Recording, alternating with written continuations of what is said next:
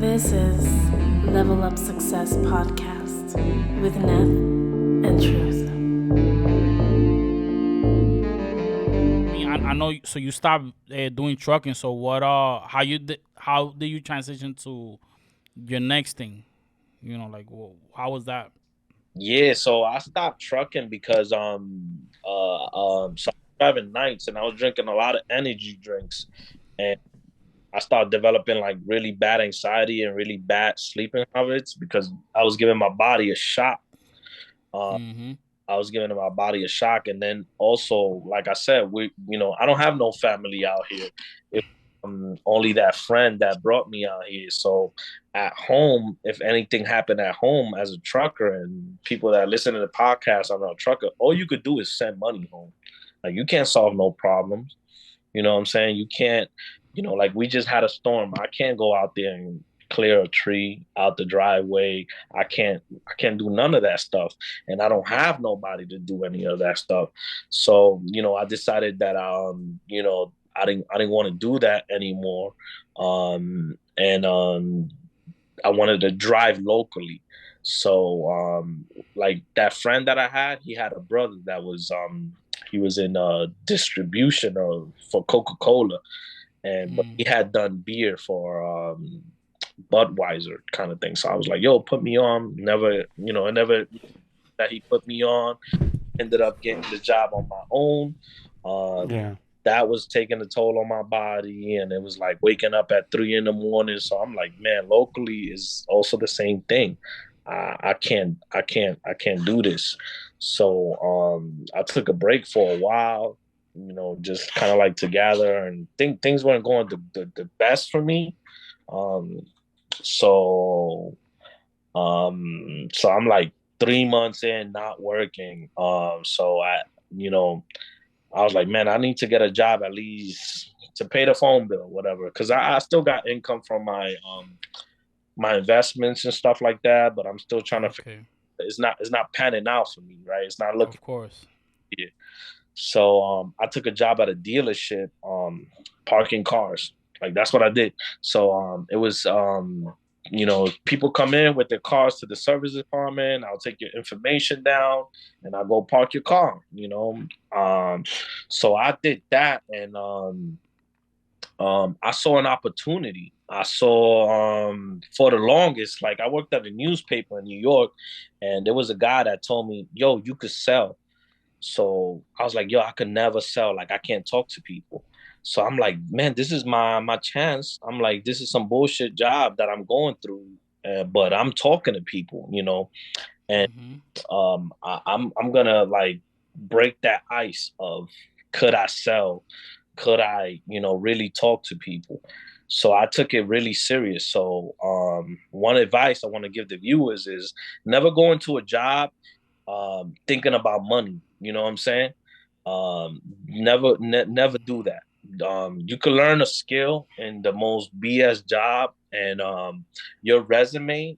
For the longest time, I thought my resume had to do with me going to school, but you could put skills on there that you gain from, I don't know, anything. Like if you ever worked at McDonald's, you did customer service. You don't got to say that is I worked at McDonald's talking to people. You can say customer service. You did customer service, right? So I learned that real quick, and then my boss saw it in me, and he gave me a sales position there, and I was making the same amount of money. I was doing trucking and then some, and doing sales in a dealership for about a year and change until inflation hit. Okay. Oh wow. All right. So what year is this then? Because he's talking about the inflation. We're talking about. Recently, yeah. Okay. Last This year. is recently. All right. So all right. So then you got into that. What else? Because I mean, it seems like you're transitioning to a lot, which I'll give you an observation of everything that I've collected, while talking to you, which is great, man. And the great advice is not to never look at a job for money. Like that's a great advice because when you go into a job thinking about just money, you're not even giving yourself the opportunity to get the experience of what it is that you're doing. And I see that a lot, with what I do as far as my career. But yeah, so no, interesting, man. So like, what happened next, man? What are you doing now? So I did the dealership thing, and it was going great. I was never been a sales guy before, never sold anything in my life. I never even thought I could do it. Like I was like, there's no way I could sit up there and upsell and learn everything that has to do with that. And yeah, I was a top performer for quite a few months. Quite a few months. I was the top performer, top one, number one, top three, and that was oh man, I was in cloud nine. I was like, wow, I could really like do this. So so like I said, my last job in New York was in real estate, and I have real Hmm. estate. So I'm like, I need to go back in some kind of field in that. Like that's calling me. So inflation hit, and it was getting harder for you to upsell, right? People, Yeah. at this point, buying the bare minimum, and I'm doing 60 hours, making not a lot of money. If anybody has ever worked in a dealership, they know you're working 60 hours. You're Hmm. going to be working 60 hours, commission based, no base salary. So it just started getting real tough, and starting, when it gets when you're not doing good, you're not gonna be putting the best of you out there. Of So course. No, Yeah. that's difficult. That's the thing, right? Especially when Hmm. you not feel like you're not. One of the things In that a top motivate, game. one of the things that motivate a person is when you're doing well, yeah, and when when everything's going wrong, it's hard to show that impression. Especially in sales, you gotta. I did sell in a retail store, and you gotta know how to talk, how to. I'm not. How you No, it's say? all strategies. You gotta know how Yeah, to you gotta. strategize. Yeah, know what they want and making sure that you could add something to it. hmm. So, I'm sorry, man. You want to say something? No, I'm saying like like you said, is gonna know how to talk and also sell product, and you making money. You know what I'm saying? So yeah, you know that being in sales, I remember when you was in sales, and yeah, it got really tough. But me, I felt happy about it because I did something that I've never done, and I was very successful at it. So I'm like, okay, in my mind, I didn't look at it as a failure. Inflation, you don't got no control over that. But in my mind, I was like, I did sales. Oh, like, and what can I do next with this? This is that like they can't take away from my resume the fact that I did it. So, so to me, I learned it. It's in my resume. I could go get a sales job right now, and anything because I did it. Any field. Yeah. That proof, yeah. All right. All right. Cool. So you mentioned earlier. So you do own like certain properties now from what you're doing now. You want to talk a little bit about that? Yeah. So very early on, I like every Dominican, any immigrant, you buy land and you buy property back home. Yeah. Not getting too much into it, but Mm-hmm. um yeah, I saw them as always as business opportunity rather than me going back home and live. Of course. You know what I'm saying? Yeah. I would never again. I'm not gonna say never, but I don't see myself living in the Dominican Republic. So to me, they were business opportunities and just investments when I kind of like started learning the bigger picture of kind of real estate. So to me, I was really early on in them and treated them as such. Cool. Um, Cool. Yeah. business opportunities that later on funded a lot of my um, doing all of that crazy stuff, like 3 months without working, trying to figure it out. Yeah. Of course. maintaining a family, right? So yeah, that's how I did it. But it ain't that those things. When I say I own real estate, it's not like the flashy way where you're looking at, yo, I sold a house Mm-hmm. at 100,000. No, it took a very long time for me to like actually see some money out of it, and a lot of mistakes and meeting people, relationships, kind of like like with builders, developers.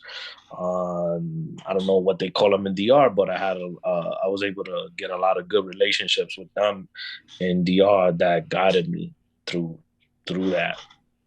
And Did you have to go to the art to go through all that process, or you was able to do it through the phone? yeah, I was already like any like we you guys are both born here. Yes. Yeah, yeah, we were born. Yeah, Yeah, so yeah. for us it's very normal for us to go 2 times, 3 times a year. So it wasn't like I was doing anything extra. No, no, Yeah. it makes sense because that's weird. Yeah. Now, let's talk about that. Like, people, man, people was born here in the United States. You think that they go much less in DR? Because I met some people from here that go, but I don't think it's as much as people from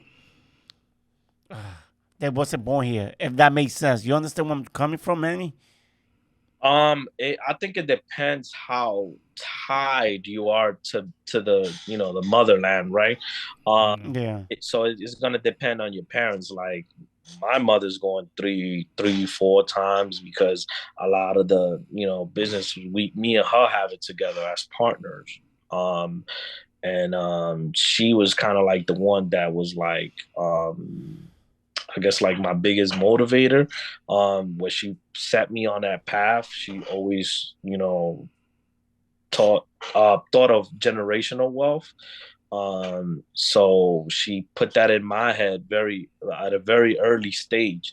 I think it depends how much your parents gone. Like I haven't gone back in like 4 years. I have to go back now just because the businesses are getting so big and Yeah. need more attention.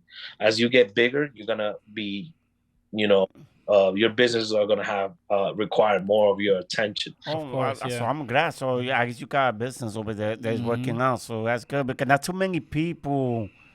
I mean, I see, from what I see, I hope I'm not stereotyping too much, but now I know there's people that come from their country over here and send money to their country to build houses and all Mm-hmm. that thing. And now, Nothing wrong with that. Yeah. no, Yeah. I'm not saying it's wrong, but do you think that you also or do business, or is it better to also do houses, real estate? Because there's people that also send money over there to start a business. I know somebody who send money who have a business over there too. Yeah, that can be very successful too. Especially like yeah, I know people that have like a barbershop brand here that have taken that brand to the Dominican Republic with like how a barbershop is here. It's Yeah. different. So and you see it on the Instagrams and stuff like that where things out there look more like out here now. So, but I was real early on treating my properties out there like how you would, treat them here versus I think like some immigrants look at it as like one day I'm gonna move out there. I don't care what goes on here. So I treated it as, just another form of income out there, and people have it messed up where it's like they think it's only pesos and stuff. Nah, you're doing over there, they're doing transactions in dollars. Like right now, nobody's selling the house. Like I mean, I'm not saying nobody, but for the most part, like a real good land, a good piece of property, it's getting sold in dollars, and everything is legit up to like the up to date with like the stuff out here, all of that. So yeah, but I was real early on treating it like how you would treat properties out here. Okay. Well, let me ask you another question about that. Like, I'm glad that I guess your mother was able to invest over there. Would you recommend more immigrants to invest more, real estate in the over there in the country, or more over here in the United States, or Or you think it depends on the situation? Both. I say both. If you look at real estate as a whole, like a lot of your investors, a lot of and I learned this working in commercial real estate, a lot of them buildings are owned by people that don't live in the United States, like Chinese buyers. They own a lot of those buildings. So why wouldn't you treat your country where you're from just like like the Chinese or the Arab people Arabic people, Yeah. Arabic or Arab? Yeah. from the Middle East treat investments here. They own a lot of stuff here, and they live in their country, Middle East, Dubai, and stuff like that. So why wouldn't you treat it that you're from that country like that? Heck, I wanna find other countries that I could buy properties right now that are willing that are gonna grow. So yeah. I think I know somebody. I can talk. Remind me later. Because somebody was telling me about his country. He's not Dominican. Hmm. Oh, I think you met him. He's half Dominican, half oh shoot, Nicaragua. I hope I'm not messing up the. Nicaragua. But I talk about that. I think he wanted to invest in another country. Somebody told me about that too. Yeah. But so you think it's a good idea? Because to be honest, I always been into real estate over here in this country, and I know to be honest, I thought it was bad investment to invest in another country because I'm not from. I barely travel to the yard, so I wouldn't know better to be honest. But now that you tell me all this and I'm learning, that's good because a lot of people who was born in this country or not, who think come as an immigrant might not know that. They might think, oh, why would I invest in another country where I could invest over here too? I mean, only. I mean, I own my house, and have investments here. I mean, yeah, it's just another investment. It doesn't matter where it is. Heck, man, if they selling some real estate in the moon and it's the price is right, I want to buy something. Yeah, they might have something in the Mars, man. So you Yeah, got, Mars. just save up that money right there. Yeah, it does. It really doesn't matter where you buy it. It just happens that it is in my country, so I Okay. look at it like that. But yeah, I'm fully invested in here. All right. Awesome. So I know you were mentioning earlier that you also into stocks, right? Yeah, yeah. In the stock game. I'm not seeing like crazy return from that. But yeah, I dabble in that, and I make some good money in that, but not like what real estate has done for me. Mm-hmm. To this point, like stocks really haven't done anything for me Yeah. significant that I could still like measure, but yeah, I do love the stock market, and because that has uh, that transitions to a lot of things in business, right? Yes. Doing good. A lot of other things are doing good. Exactly. Yeah. Yeah. It's always good to read up on it because you get to see, like what's trending, what's good, what's not good. Yes. So it's always good to dabble into stocks. Yeah. All right, man. Awesome, man. About that. So I mean, I don't think I'm successful yet, but you probably ask anybody that's actually successful, they'll probably tell you they're not successful. Uh, right? Yeah. Bloomberg's still hungry, Trump's still hungry, Cook still hungry, Yeah. Bezos is still hungry. He probably doesn't. Yeah. Nah, as humans, we always have that need. Like we wanna up ourselves. We always wanna become better. So you might have a goal. You may hit that goal, but that goal is no longer that goal. Now you have a bigger goal. You have a bigger Yeah, agenda. that's one thing I always say because there people that will settle. That's the worst thing you could do. Like once you reach your goal, they will settle. Like, and that doesn't make sense. Like Mm. I always have goal, even if I manage to make it, the goal. And if you're gonna make a goal, make sure it's reachable too. That's another advice I always try to get to my listener. Yeah, Yeah. obtainable goals. Yeah, obtainable, and do what works for you, right? Definitely, and definitely having a plan. Always having a plan for something, and having a backup plan to that backup plan. Mm, That's Yeah. No. that's That's, definitely that's something I preach. all right, man. That's awesome, man. So, I know that you're a family man. You have like, I mean, you have your wife. You have what, 3 kids?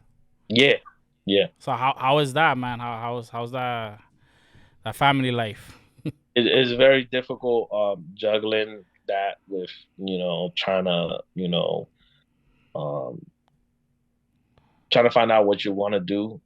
Like right now, like I feel like I'm still in the stage where I want to find out what I want to do. I think it's kind of like really leaning to like real estate. Mm-hmm. Really focus on that. I've done so many like different things. But I think like those different things have definitely led me to build a skill set that's very unique. Um, and like right now, my wife is in school, raising a family, getting her master's, and when she's done, I'm going to school also. So like my job really works for that, works like my Okay. scheduling works for that, and I think it's Mm. you know once you like kind of like start building like that, you start scaling more. No, I'm glad that you're doing that because like right now you like in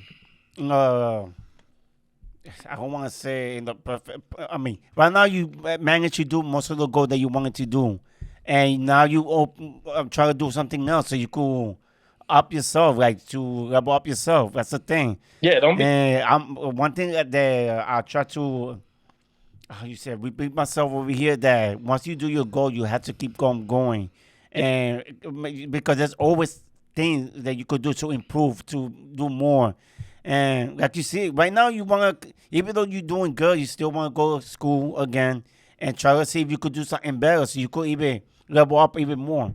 yeah. So yeah, I appreciate that. And that's a great example. We need you listeners to listen to. Oh Yeah, yeah, nah, that's that pretty is awesome, definitely man. want to be.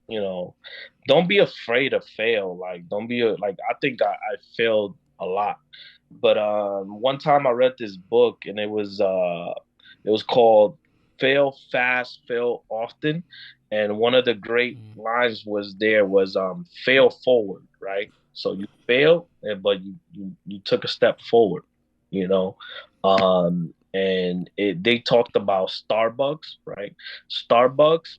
So Starbucks, what they do is they're quick to put out a product. When they started, they're quick to put out their model whatever out there without doing research and development. If the customer didn't like it, they're like, okay, they didn't like that. We failed at that, but it's out there. You're already doing it, so you already have a step up on your competitors.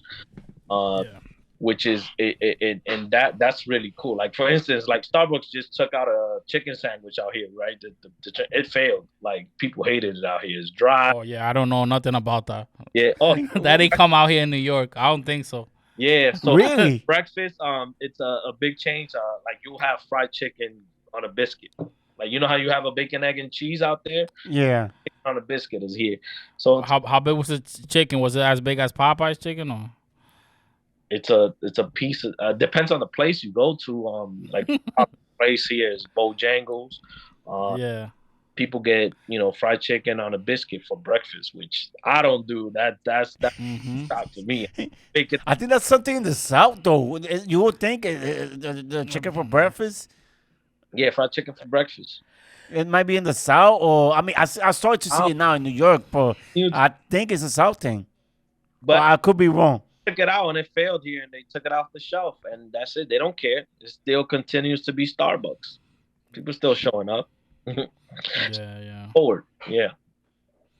Of course. All right. Awesome, man. So, do you have any hobbies? I heard of one. You do. You say you do rock climbing, right? No, hiking. Hell, Oh, hiking. Damn, I know why I said. Why did I say rock I'm climbing? the hike. I was thinking about a movie. I just saw. I just watched this movie recently. I don't know why I thought. All right, so you do hiking, right? Like, Any other hobbies? I like hiking. Recently I was riding motorcycles. I just sold my bike not too long ago. I'm into the RC cars. Right now I'm into the Okay. RC carts, and I've learned how to from being down here. It's big barbecuing is down here, so I learned how to smoke meat. So Okay. You ever? I need to try some of those barbecue. I might have to go visit, man. We have to It's go just there and eat those yeah. barbecue of yours. Maybe we get inspired, man. We get out of New York, go to I, North Carolina. I could. Oh no, man will convince you to go move to New York. He ain't convincing Awesome. people to everything. So Yeah, I know.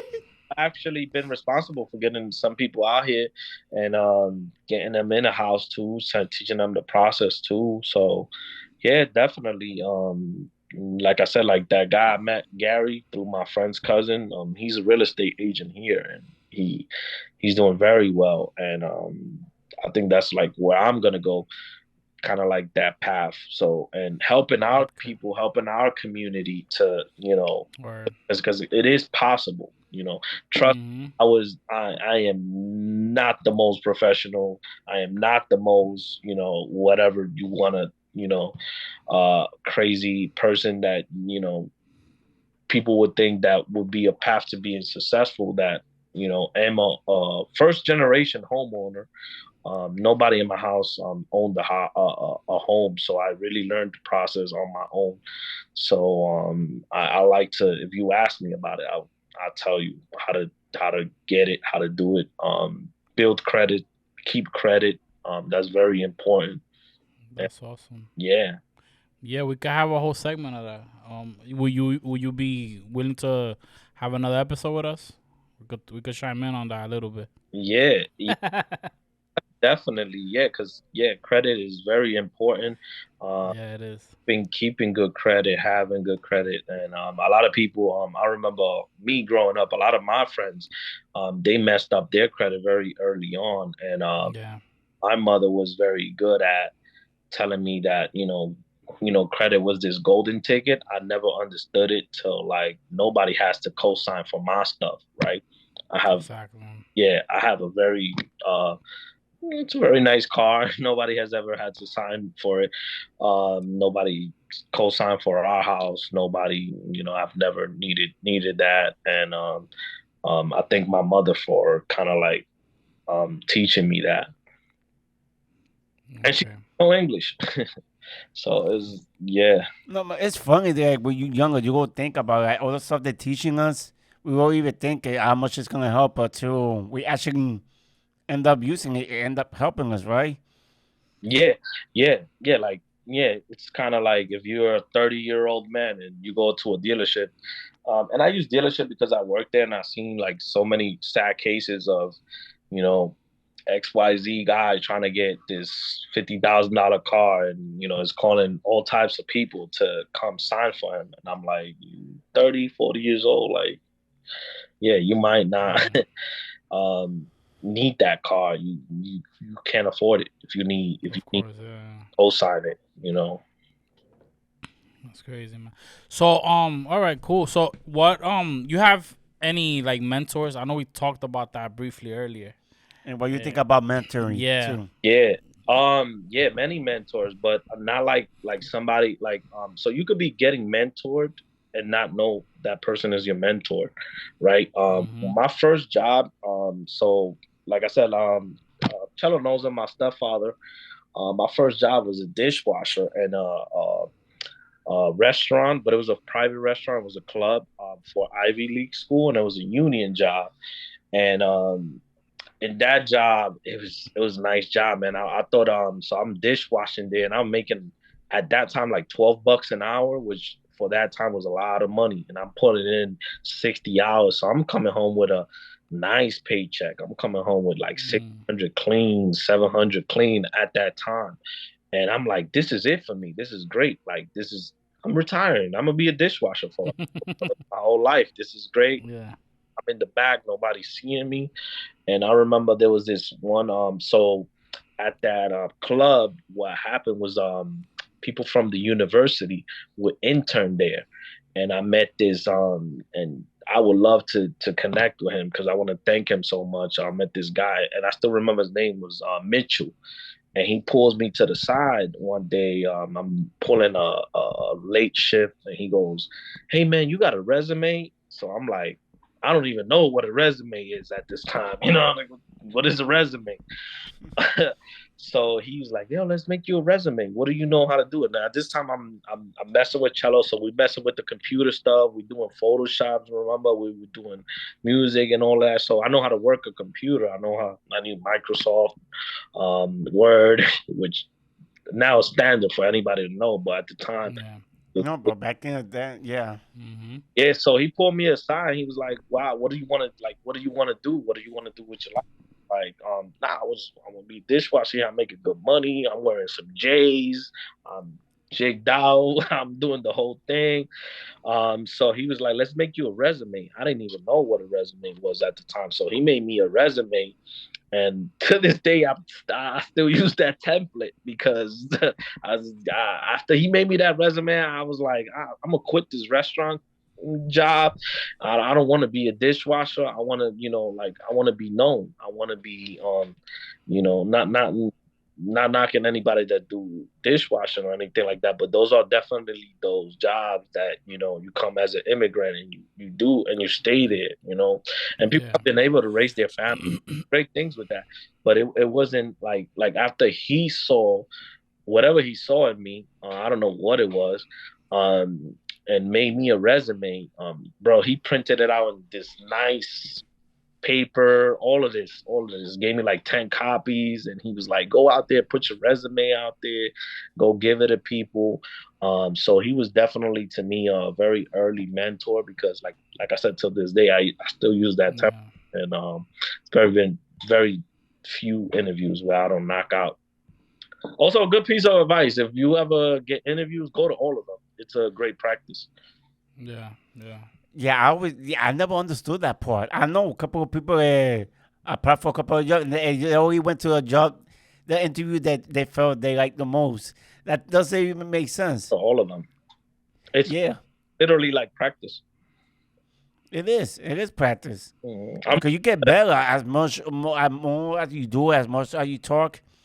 It's like with anything in life, you get better because Yeah, like yeah. It's just exercising your practice and what did I do wrong, you know, stuff like that. And yeah, but yeah, he was definitely a person that mentored me, but it's not like I knew it at the time. And a lot of the people in my life, I didn't know it at the time that they were mentoring me. Especially when you're young, you have a lot of ego, you have a lot of pride. So, somebody tells you what to do, you don't necessarily want to hear it. So looking back at it now, you kind of see the people that wanted to see you do better and put you in that position to do better. Yeah. Yeah. Yeah. Awesome, man. Awesome, man. Yeah, no, and we could relate to that. Like I said, we were talking about earlier before we started the podcast. That like the mentors sometimes they don't come as somebody that you like. Oh, help me. Like help me out with this. Can you mentor me? No, sometimes it's you're doing something and you have somebody who you can ask a question, and then you kind of like build this type of relationship, and the person's kind of mentoring you without you even realizing it. Yes. So I went through that transition, and then once I did the podcast, when I learned, this guy did mentor me, and I brought him in, so, you guys could check it out. Is the Buen Moreno. yeah. What was the name of that? You remember the name we put for that Yeah, one? Being a business owner. a business owner and a real estate owner, Yeah, something so like guys that. could check that out. All right. I can put a call on the YouTube, so you could just click on it right now. Yeah, definitely. All right. So anything else, Truth? No, I just want to say thank you for giving us a chance Oh to wait, interview. I want to say, Cello definitely, Cello, that man right there, sitting right there, was a big mentor to me. Also, good friend. He was definitely a mentor to me because once I met him, I remember getting my first computer and my mother fighting my mother for a computer, and he was very advanced in the computer stuff, and then kind of like he verified me getting a computer, having a computer, because he was doing positive things with the computer, where my mother saw it as something negative at the time. Just like at one point, people saw cell phones as negative too. So Cello definitely, big mentor to me. Taught me a Oh lot. wow, thank you. Yeah, taught me a lot, and yeah, definitely. I mean, I really appreciate it. Thank you. I didn't even think about that. Yeah, I mean, when I first got my computer, it's similar to your story. I saw a cousin of mine who had it.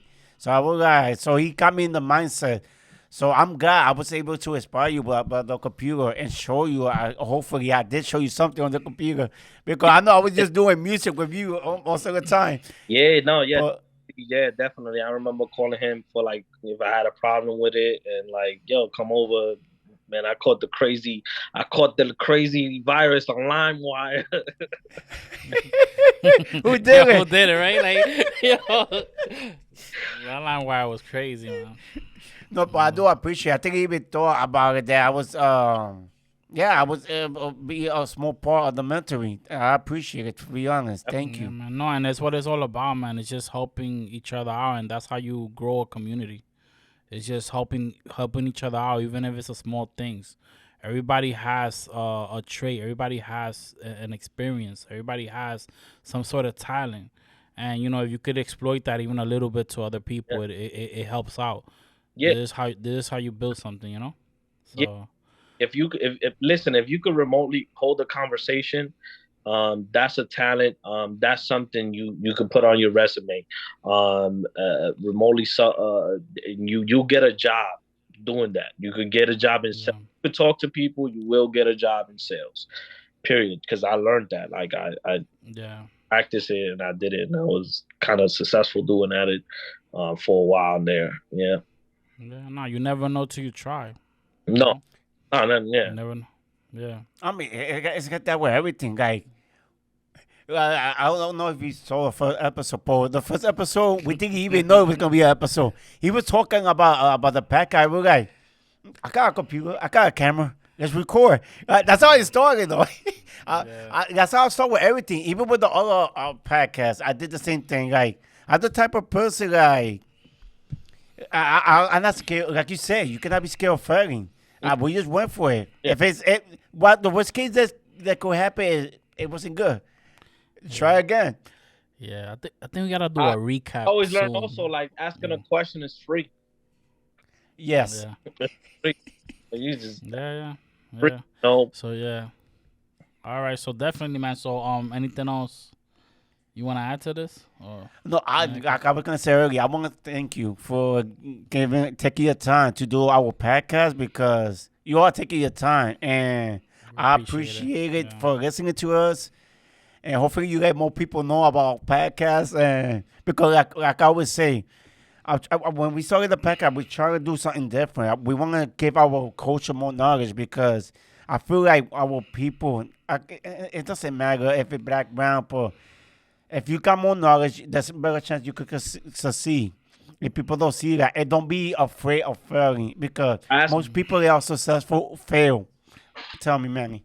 or asking for help. There's a lot of people here that are willing to help you, and it might not be in the way you are asking for it. Like there's a saying, God works in mysterious ways. So you have to be a listener, and you have to kind of carry that attitude of you're willing to accept, right? And that's something that's helped me a lot and kept me in peace. Is like, yeah, God works in mysterious ways, and what it is what it is, and what it will be what it will be. You know what I'm saying? Yes. Was Yeah. Yeah. what it was. So um I think that's we're on this world to learn. So and as adults, I think we lose that a lot. When we're kids, we're willing to learn a lot. When you kind of start Mm-hmm. getting older, you're kind of like more afraid of failure, and you're timid to learn.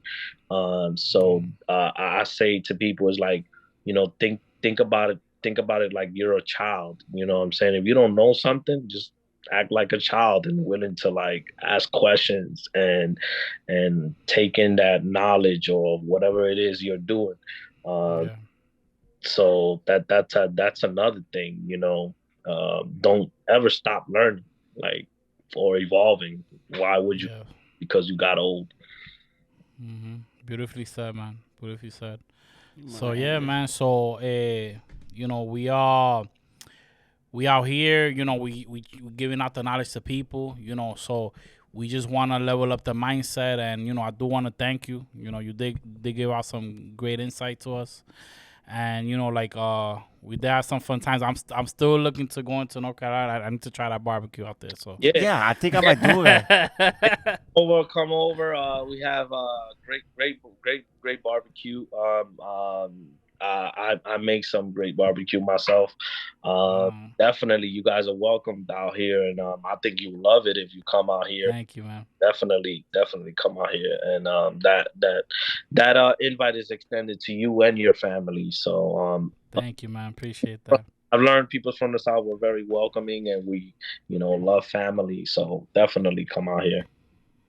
All right, awesome, man. So All right, so I guess we guys end this then. But thank you again, and like we always say, don't forget to level up to success. all right, Peace. guys. Deuces.